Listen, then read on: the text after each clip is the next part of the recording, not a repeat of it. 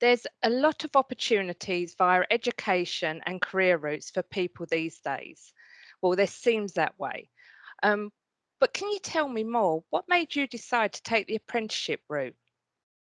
Um, well, I was going to go to university, but when I started to learn particularly more about the finances as well and how I'll be spending about 9.5 grand a year on that education, I think that definitely made me start to think about if that's something that me and my family were going to be able to afford.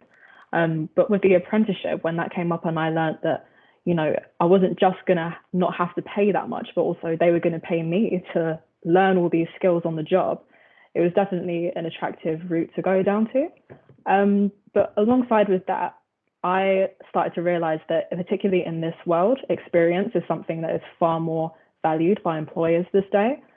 So when I realized that I'm going to be learning on the job rather than, in a studio at university and then having to take a year out to get that experience, actually I could get 4 years while doing my course.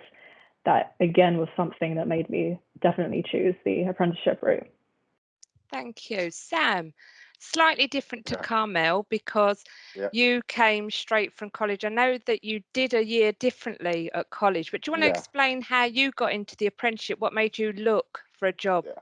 this way? Yeah, so I was never particularly wanting to go university. I sort of just wanted to get straight into work, but I decided to go to college for a year just to sort of test it out. And after the first year, I sort of just had the urge to, just like go out and work and just make some money really, but also whilst learning in something that you're interested in. And I thought this was like definitely the best route for me because I felt I didn't want to go to sixth form, didn't want to go to college, and didn't want to go uni. So it was like a bit of a mix of like what I had to choose, and I decided to go to an apprenticeship. Where obviously I went to college 1 day a week, but it wasn't as intense, and it was much more like facilitated to what I was interested in at the time as well, especially now, given that I'm now at university. So yeah, Okay, thanks.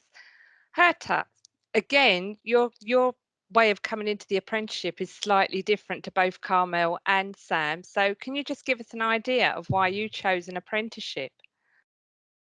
Yeah, I think I'm probably different to most people who do apprenticeships because I've actually gone to uni before this.